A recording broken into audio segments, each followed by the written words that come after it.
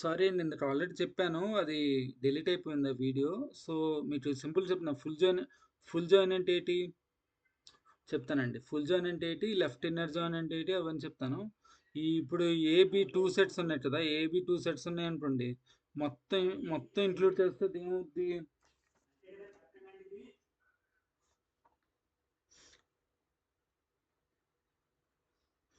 మొత్తం ఇంక్లూడ్ చేస్తే దాన్ని యూనియన్ ఆర్ ఫుల్ జాయిన్ అంటామండి. యూనియన్ ఆర్ ఫుల్ జాయిన్ అంటాం.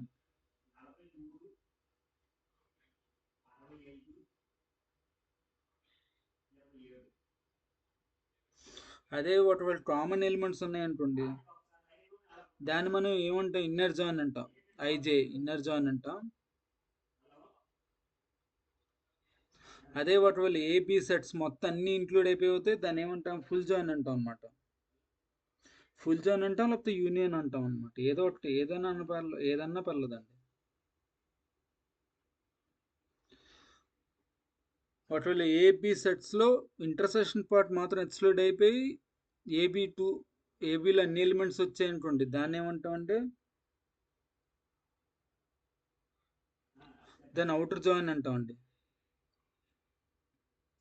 ఇందా చెప్పండి, ఇన్నర్ జాయిన్ అంటే ఓన్లీ ఇంటర్సెక్షన్ పార్ట్ మాత్రం ఇంక్లూడ్ అవుతుందని. సేమ్ అవుటర్ జాయిన్లో ఈ ఇంటర్సెక్షన్ పార్ట్ మాత్రం ఎక్స్క్లూడ్ అవుతుందండి. మిగతా పార్ట్స్ అన్ని ఇంక్లూడ్ అవుద్ది. ఓకే. లెఫ్ట్ జాయిన్ అంటే ఓన్లీ లెఫ్ట్ సైడ్ ఉన్న టేబుల్ మాత్రమే ఉంటుందండి. అది ఇంటర్సెక్షన్ పార్ట్ అయినా పర్లేదు, ఉంటుంది అనమాట. ఓన్లీ బి బి సెట్లో ఉన్న మాత్రమే ఎక్స్క్లూడ్ అవుద్దండి. ఇది ఇంటర్సెక్షన్ పార్ట్ కూడా ఇంక్లూడ్ అవుద్దండి. అది గుర్తుపెట్టుకోండి. లెఫ్ట్ జాయిన్లో రైట్ జాయిన్ సేమ్ అంతే. రైట్ సైడ్ ఉన్నవి మాత్రం ఇంక్లూడ్ అవుతాయండి. ఇంక్లూడింగ్ యూనియన్, అదే ఇంటర్సెక్షన్ పార్ట్ మాత్రం ఇంక్లూడ్ అవుద్దండి ఇందులో. అదేనండి, అంతేనండి జాయింట్స్ అంటే. ఇప్పుడు ఇప్పుడు మీకు ఒక ఎగ్జాంపుల్ చెప్తాను. స్టూడెంట్ టేబుల్ ఉందనుకోండి.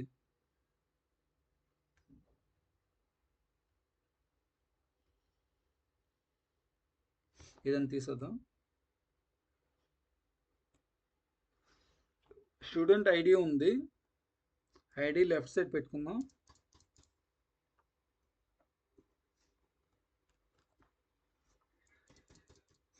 ఐడి ఇంకా ఏముంది? నేమ్ ఇచ్చాం ఇక్కడ.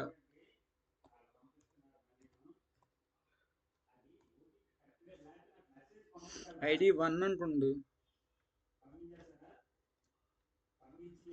1 రామ్ ఉన్నాడు.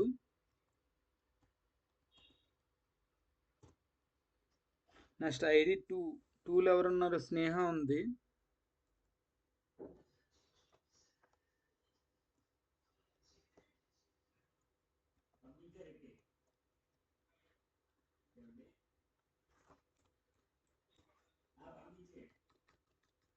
నెక్స్ట్ ఐడి 3లో ఏమో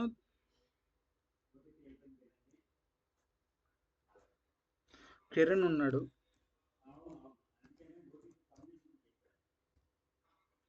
సో ఇది స్టూడెంట్స్ టేబుల్ అనుకోండి. జస్ట్ అజ్యూమ్ చేస్తున్నాడు, ఈ స్టూడెంట్స్ టేబుల్. నెక్స్ట్ ఇంకో టేబుల్ ఉంది, మన మార్క్స్ టేబుల్ అనమాట. అది ప్లస్ చేసాం కదా. ఇప్పుడు ఇదంతా తీసేయండి, మార్క్స్ టేబుల్. ఇప్పుడు మనం మార్క్స్ టేబుల్ రాస్తున్నాం.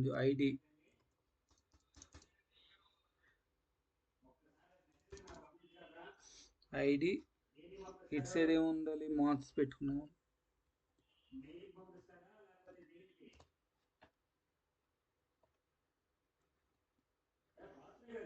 ఐడిలో వన్ ఐడి ఇచ్చాము.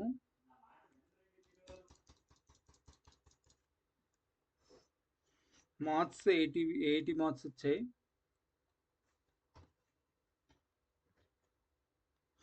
ఐడి 2లో 90 మార్క్స్ ఉన్నాయి.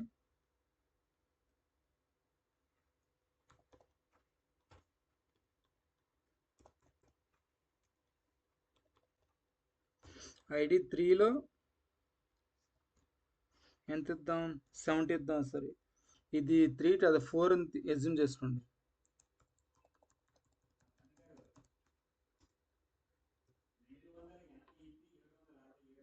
వచ్చి ఇప్పుడు ఎస్క్యూఎల్ క్వైరీ అనేది లైన్ బై లైన్ ఎక్స్ప్లెయిన్ చేస్తానండి.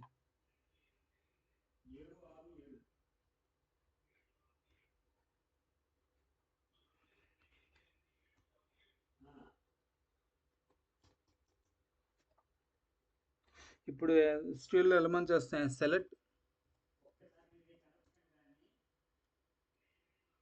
ఈ స్టూడెంట్స్ టేబుల్ని మనం ఎస్ టేబుల్ అని పెట్టుకుందాం. మీకు ఈజీగా క్వెరీ రాయడానికి ఇది ఎస్ టేబుల్, ఇది ఎం టేబుల్ అని పెట్టుకుందాం. సో స్టూడెంట్ కదా, ఎస్ డాట్ ఐడి అని ఇద్దాం. సెలెక్ట్ ఎస్ డాట్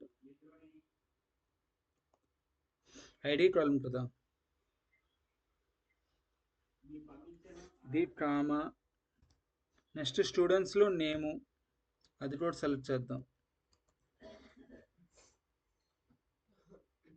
చూడండి, మనం కాలమ్స్ నేమ్స్ అనేది ఎలా ఉండాలి అలానే పెట్టాలండి, లేకపోతే మళ్ళీ మీకు ఎర్రర్స్ వస్తాయి. ఎం డాట్ మార్క్స్, ఇలా marks తీస్తున్నామండి.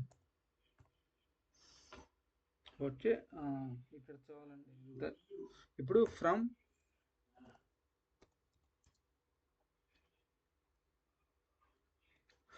Student a table, student S కదా, ఎస్ టేబుల్ కదా.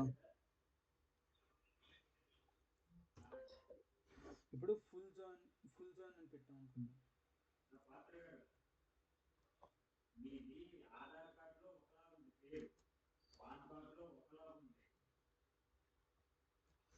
ఫుల్ జాయిన్ మార్క్స్,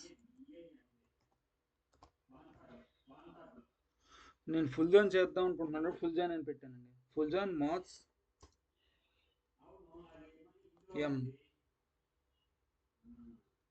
ఇప్పుడు ఏ రెండు కాలమ్స్ చేద్దాం, ఆన్ స్టూడెంట్స్లో ఐడి కాలము, నెక్స్ట్ మార్క్స్లో ఐడి కాలం రెండు సేమ్ కదా. మిగతా వేరేని ఈ రెండు ఐడి కాలమ్స్ మాత్రం రెండు లింక్ అయింది కాబట్టి ఈ రెండు కలిపేయాలండి. ఇక్కడ on S dot ID equal to M dot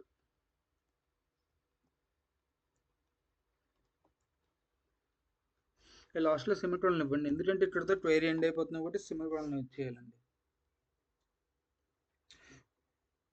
అంటే ఇక్కడ మనం ఏం చేసాం, ఫస్ట్ సెలెక్ట్ అని పెట్టి మనం కాలమ్స్ సెలెక్ట్ చేస్తున్నాం కదా, అందుకే ఇవి ఇచ్చానండి, కాలమ్స్ ఇచ్చాను.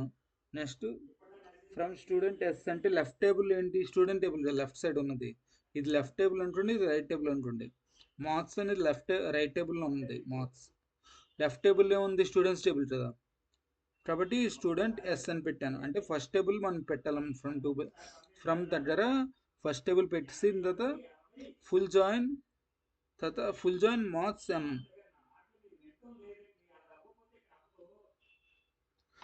మనం మార్క్స్ ఎంని ఫుల్ జాయిన్ చేద్దాం అనుకుంటున్నాం. ఆన్ ఎస్ డాట్ ఐడి అంటే స్టూడెంట్స్లో ఐడి కాలం, మార్క్స్లో ఐడి కాలం రెండు ఈక్వల్ అని పెట్టాను కదా, రెండు ఈక్వల్ ఇచ్చేయాలండి.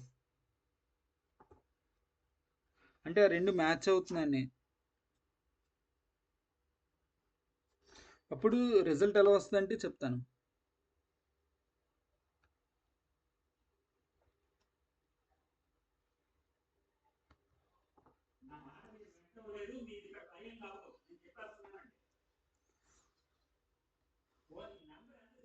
రిజల్ట్ ఐడి అని పెట్టాము.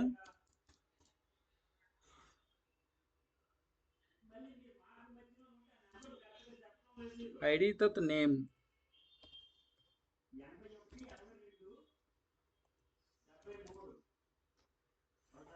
ఇక్కడ మార్క్స్ ఇద్దామండి.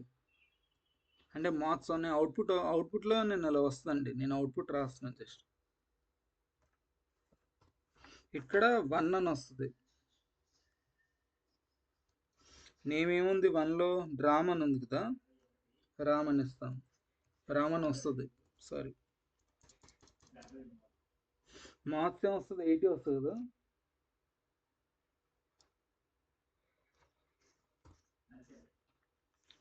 టూలో స్నేహ అని ఉంది కదా,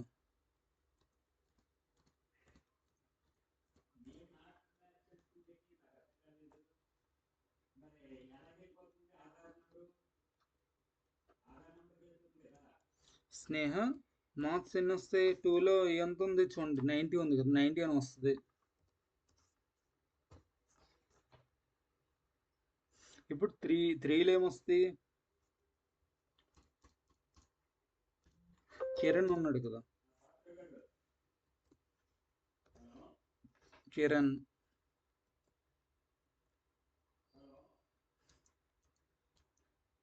మార్క్స్ మార్క్స్ దీంట్లో లేదు కదా. అంటే త్రీలో మార్క్స్ ప్రాబ్లం చూడండి, త్రీలో ఏం లేదు కదా. సో ఏమొస్తుందంటే నల్ అని వస్తుందండి. మీకు కావాలంటే మీరు ఒకసారి ఎస్క్యూఎల్ సాఫ్ట్వేర్లో ఇది లోడ్ చేసి చూడండి, ఖచ్చితంగా వస్తుంది. అంటే నేను మీకు క్వైరీ ఇచ్చాను కదా, సేమ్ ఇదే మీరు లోడ్ చేసి రన్ చేసి చూడండి, ఇదే వస్తుంది. ఒకవేళ మీకు రాకపోతే నాకు కామెంట్ చేస్తాడండి, నేను చెప్తాను. నెక్స్ట్ ఏముంది, 4 ఉంది కదా, అది ఫోర్త్ కూడా డిస్ప్లే అవుతుంది. కాకపోతే ఇక్కడ ఏముంది, నేమ్ ఏం లేదు కదా, అక్కడ నల్ అని వస్తుందండి. నల్ అని వచ్చి 70 వస్తుందండి ఇక్కడ.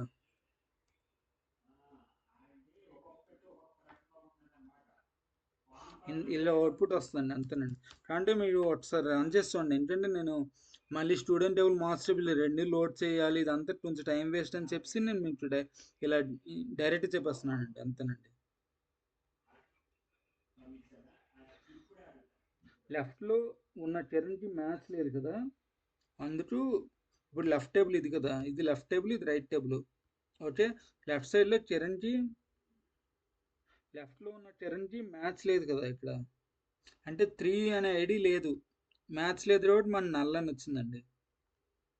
మార్క్స్ లేదు కాబట్టి నల్లని వచ్చింది. ఇప్పుడు ఫోర్త్ ఐడిలో ఫోర్త్ ఐడి ఇందులో ఉంది కానీ మనకి స్టూడెంట్స్ టేబుల్లో లేదు కదా, లేదు కాబట్టి ఇక్కడ నల్లని వచ్చింది. స్టూడెంట్ ఎవరు లేడు కాబట్టి నల్లని వచ్చింది.